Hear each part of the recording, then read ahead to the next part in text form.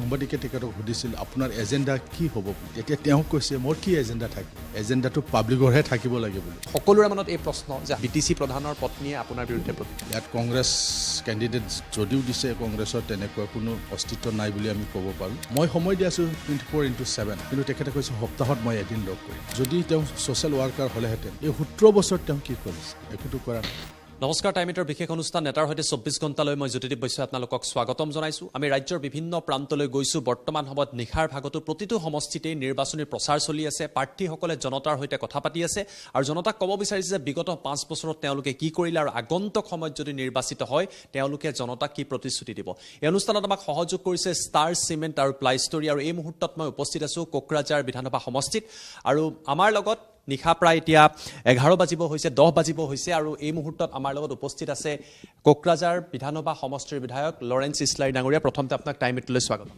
নমস্কাৰ মই আপোনাৰ পৰা জানিব বিচাৰিছোঁ বিগত 5 বছৰ আপুনি এই সমষ্টিটোক প্ৰতিনিধিত্ব কৰিছে আৰু এইবাৰ পুনৰবাৰ UPPLৰ তৰফৰ পৰা আপোনাক প্ৰাৰ্থিত্ব দিয়া হৈছে প্ৰচাৰ চলাই আছে কোকৰাঝাৰ বিধানসভা সমষ্টিটোত প্ৰচাৰত পৰিৱেশটো কেনেকুৱা দেখিছে নিৰ্বাচনৰ সময় যদিও কিনকিনীয়া বৰষুণৰ মাজত আমি প্ৰচাৰ কাৰ্যসূচী চলাই আছোঁ তথাপিতো ৰাইজৰ যিটো সঁহাৰি দেখি পেলাই খুব ভাল পাইছোঁ খুব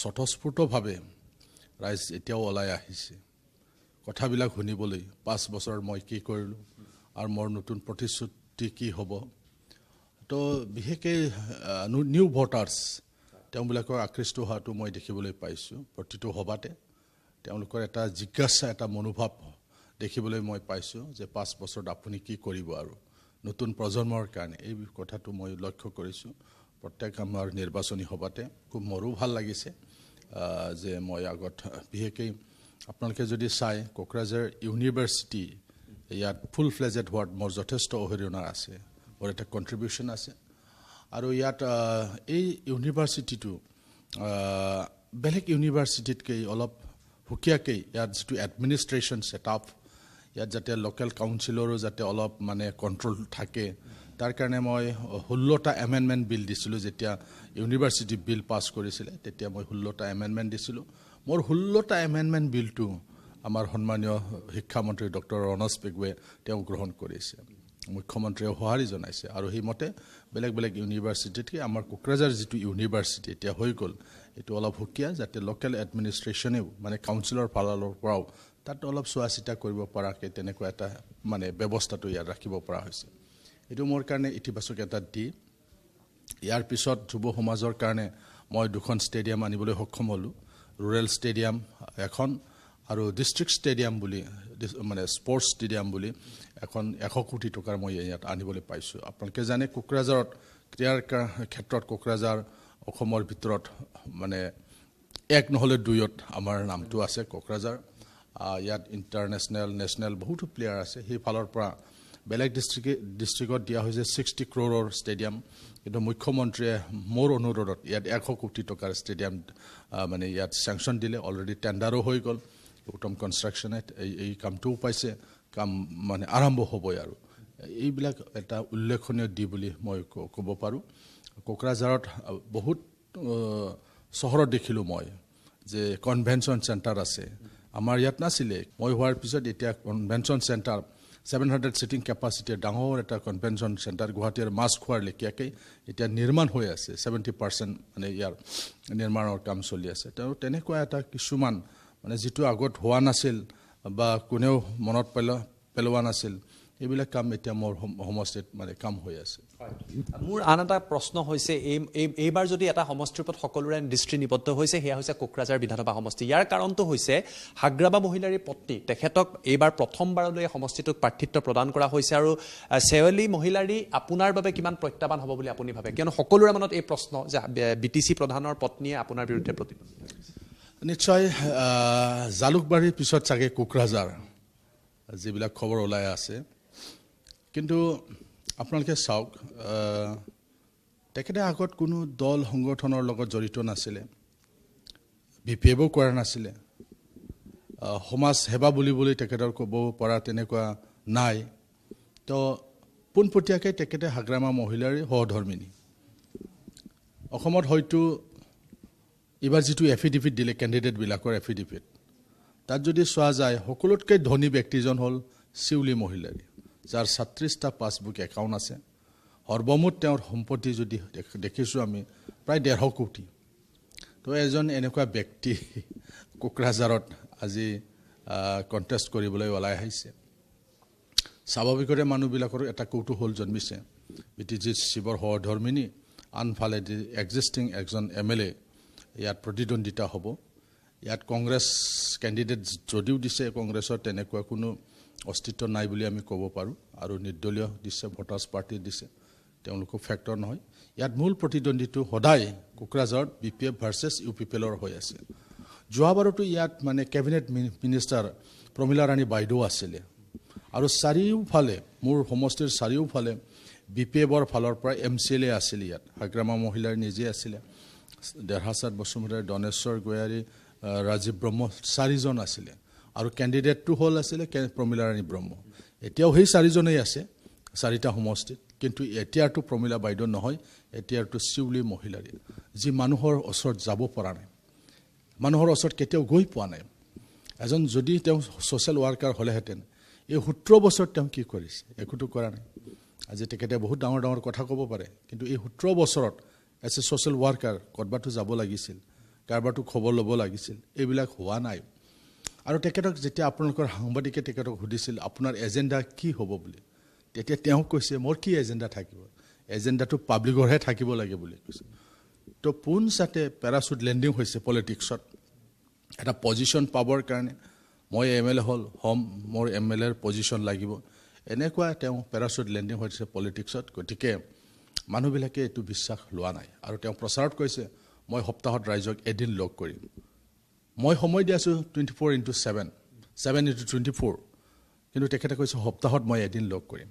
তো এই কথাবিলাক ৰাইজে গ্ৰহণ কৰা নাই। সেইকাৰণে মোৰেই ভাল হৈছে এই ক্ষেত্ৰত যে মোক সদায় লগ পাই আছে। আপোনালোকে য'ত মোক ইণ্টাৰভিউ লৈছে, মোৰ সাংবাদিকসকলে কৈছে, কোকৰাঝাৰৰ সাংবাদিক, সেই সময়ত ইয়াত অহা গুৱাহাটীৰ সাংবাদিকসকলে কৈছে, লোৱাৰ আছামত প্ৰথমবাৰ লৰেন্স ইছলাৰীহে বিধায়ক সেৱা কেন্দ্ৰ খুলি পেলাই ৰাইজক সেৱাৰ কাৰণে কাম কৰি আছে। মোৰ এইফালৰ যিটো দক্ষিণৰ কোকৰাঝাৰ টাউনৰ পৰা দক্ষিণৰ যিমানবিলাক সীমা আছে, মোৰ ঘৰলৈ যাবই নালাগে, ইয়াত সেৱা কেন্দ্ৰ আছে, ইয়াত থাকিব পাৰে। বাকী উত্তৰ অঞ্চলৰ মানুহবিলাকে মোৰ ঘৰত আহে, মোৰ ঘৰত এটা অফিচ বনাই দিছোঁ।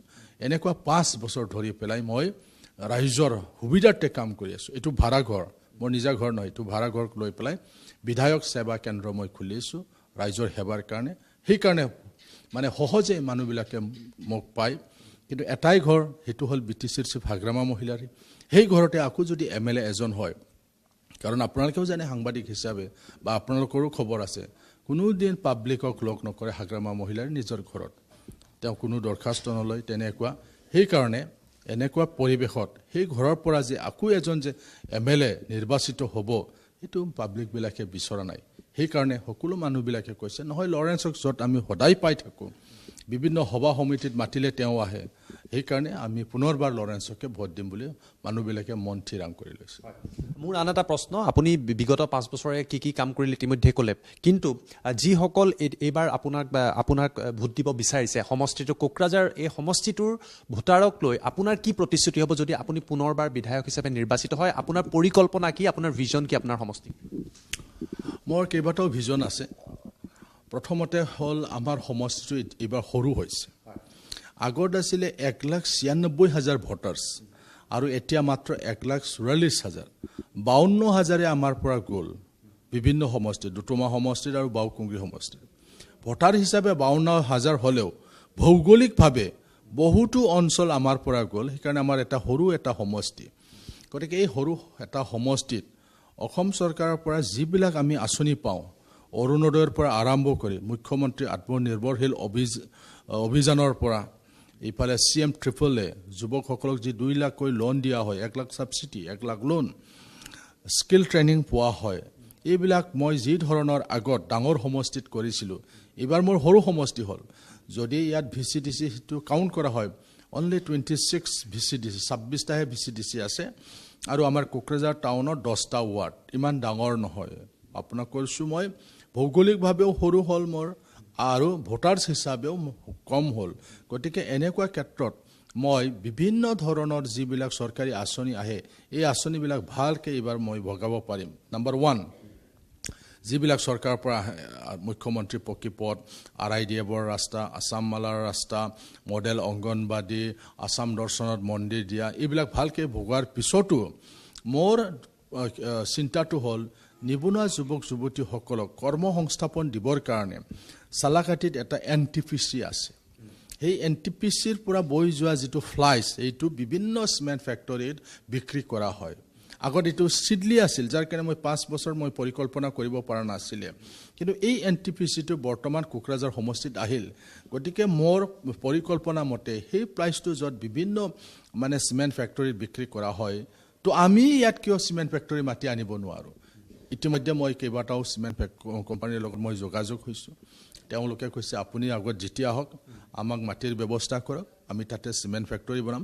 যদি এটা চিমেণ্ট ফেক্টৰী হৈ যায় চালাকাটি অঞ্চলত বা মোৰ সমষ্টিত, তেতিয়াহ'লে বহুতো নিবনুৱা মানুহবিলাকৰ সমস্যাটো সমাধান হ'ব। ডাইৰেক্ট ইনডাইৰেক্ট মানুহবিলাকে বেনিফিট পাব। এই কথাটো মই মানে মোৰ পৰিকল্পনা এটা আছে। দ্বিতীয়তে বাটাৰফ্লাই জ'ন বুলি কোৱা হয় উল্টাপানীক। মানে অসমৰ ভিতৰত বা তেনেকুৱা পখিলা পোৱা নাযায়, বিভিন্ন প্ৰজাতিৰ পখিলা ইয়াত উল্টাপানীত পোৱা যায়। ৰিচাৰ্চ কৰিবলৈ মানুহবিলাকে আহে। মই উল্টাপানীৰ বড়ো ল'ৰা আৰু গোৰ্খা ল'ৰাবিলাকক লগত লৈ পেলাই তেওঁলোকক এটা কমিটি বনাই দিছোঁ, উল্টাপানী ইক' টুৰিজিম ছ'চাইটি বুলি। আৰু ইয়াৰ দ্বাৰা মই কিছুমান ল'ৰাবিলাকক ট্ৰেইনিঙো দিছোঁ, যাতে তেওঁলোকে এই যে ৰিচাৰ্চ কৰিবলৈ অহা মানুহবিলাকক, বিভিন্ন দেশী বিদেশী মানুহবিলাক পখিলাৰ ৰিচাৰ্চ কৰিবলৈ আহে, গল্ডেন লেংগুৰৰ ৰিচাৰ্চ কৰিবলৈ আহে, তেওঁলোকক যাতে এই মানে ঠাই দেখুওৱা হয় আৰু এই অঞ্চলত যাতে হোমষ্টেৰ ব্যৱস্থা যাতে তেওঁলোকে কৰিব পাৰে, এইটো হ'ল মোৰ দ্বিতীয় পৰিকল্পনা। চৰলপাৰাটো হ'ল এতিয়া পিকনিক স্পট। গোটেই অসম এতিয়া গম পায় চৰলপাৰা, ভূটানৰ বৰ্ডাৰৰ ওচৰত। আৰু এতিয়া ৱেষ্ট বেংগলৰো আহে ইয়াত টুৰিষ্টবিলাক বা পিকনিক খাবলৈ আহে তেওঁলোকে। তাতো মই এইটো পৰিকল্পনা কৰিছোঁ, হোমষ্টে কৰা হ'ব। বিভিন্ন ল'ৰাবিলাকক ইতিমধ্যে তেওঁলোকে ট্ৰেইনিঙো লৈছে বিভিন্ন NGOৰ পৰা। তেনেকুৱা স্বাৱলম্বী হ'বৰ কাৰণে মই তেনেকুৱা ব্যৱস্থা মই কিছু কৰিছোঁ। গল্ডেন লেংগুৰ পোৱা যায় মোৰ সমষ্টিত। এইবিলাক প্ৰিজাৰ্ভেশ্যনৰ কাৰণে এটা ছ'চাইটি আমাক লাগিব, যাতে বন কৰ্মীসকলৰ লগত, বন বিভাগৰ লগত যুটীয়াভাৱে তেওঁলোকে এইবিলাক কাম যাতে কৰিব পাৰে, তেনেকুৱা কিছু মোৰ ব্যৱস্থা আছে। মই সেইবিলাক বাস্তৱ ৰূপ দিব পাৰিম যেতিয়া আহিব পাৰিম। কিন্তু মই পৰিকল্পনা ইতিমধ্যে মই প্ৰস্তুত কৰি লৈছোঁ। আপোনাৰ বেছি সময় নলওঁ, যিহেতু নিৰ্বাচনী প্ৰচাৰ চলাই আছে। অৱশেষত কি আহ্বান জনাব কোকৰাঝাৰৰ ভোটাৰ? মই আপোনালোকৰ চেনেলৰ যোগেদি সকলো কোকৰাঝাৰৰ ভোটাৰ ৰাইজক অনুৰোধ কৰিব বিচাৰিছোঁ, যি লোকে সদায় ৰাইজৰ লগত থাকি কাম কৰি আহিছে, অকল ইয়াত উন্নয়নৰ নহয়, উন্নয়নৰ লগত কোকৰাঝাৰ শান্তি প্ৰতিষ্ঠা কৰিবৰ কাৰণে আমাৰ UPPL দলে কাম কৰি আহিছে। এতিয়া বহুত মানুহে কৈ আছে আগৰ চৰকাৰটোৱে ভাল আছিল, মানে প্ৰমোদ বড়োৰ কাউন্সিলৰ চৰকাৰটোৱে ভাল আছিলে। সেই চৰকাৰৰ দিনত পৰিৱেশ ভাল আছিলে, শান্তি আছিলে। আকৌ সেই দলৰ MLA বিলাককে জিতাই দিব লাগে বুলি এতিয়া মানুহবিলাকে ভাবি আছে, আৰু সেইটোৱে বাস্তৱ। সেইকাৰণে মই আপোনালোকক অনুৰোধ কৰিব বিচাৰিছোঁ, 1,44,000 যি ভোটাৰ্ছ আছে, এই ভোটাৰসকলে মোৰ পুনৰ আহ্বান থাকিব, কোকৰাঝাৰটো যিটো শান্তিৰ মহানগৰ বুলি আমি ঘোষণা কৰিছিলোঁ যোৱা 5টা বছৰ প্ৰমোদ বড়োৰ চৰকাৰে, সঁচাকৈ এই কোকৰাঝাৰটো যাতে শান্তিৰ মহানগৰ কৰি তুলিব পাৰে, তাৰ কাৰণে যিহেতু আমি কাম কৰি আছোঁ, মই সকলো ৰাইজক আহ্বান জনাব বিচাৰিছোঁ, আপোনালোকে মোক সহায় কৰক, ভোট দিয়ক। ভোট জয়যুক্ত হোৱাৰ পিছত সঁচাকৈ এইটো শান্তিৰ মহানগৰ কৰিবৰ কাৰণে মই চেষ্টা অব্যাহত ৰাখিম। আমাৰ দলে চেষ্টা কৰি আছে আৰু ইয়াত যাতে সফল হয় তাৰ কাৰণে মই আপোনালোকৰ আশীৰ্বাদ বিচাৰিছোঁ। বহুত বহুত ধন্যবাদ। Thank you. আৰু এয়া আছিলে লৰেন্স ইছলাৰী। তেওঁ উল্লেখ কৰিছে যে জনতাক লৈ তেওঁৰ যি কি পৰিকল্পনা আছে কোকৰাঝাৰ বিধানসভা সমষ্টিক লৈ, জনতাই কি মেণ্ডেট দিয়ে তাৰ বাবে আমি অপেক্ষা কৰিব লাগিব জনতাৰ জনমতৰ বাবে। কিন্তু এই কথাখিনি প্ৰতিগৰাকী নেতাৰ, প্ৰতিগৰাকী প্ৰাৰ্থীৰ এই কথাখিনি জনতাৰ জনাৰ অধিকাৰ আছে গণতন্ত্ৰত, আৰু নেতাৰ সৈতে 24 ঘণ্টাই অনুষ্ঠানৰ জৰিয়তে এই কথাখিনিয়ে আমি আপোনালোকৰ বাবে লৈ অহাৰ চেষ্টা কৰিছোঁ। এই অনুষ্ঠানৰ পৰা মই জ্যোতিদীপ বৈশ্যই বিদায় লৈছোঁ। আপোনালোকে চাই থাকিব টাইমিত। ধন্যবাদ, শুভৰাত্ৰি।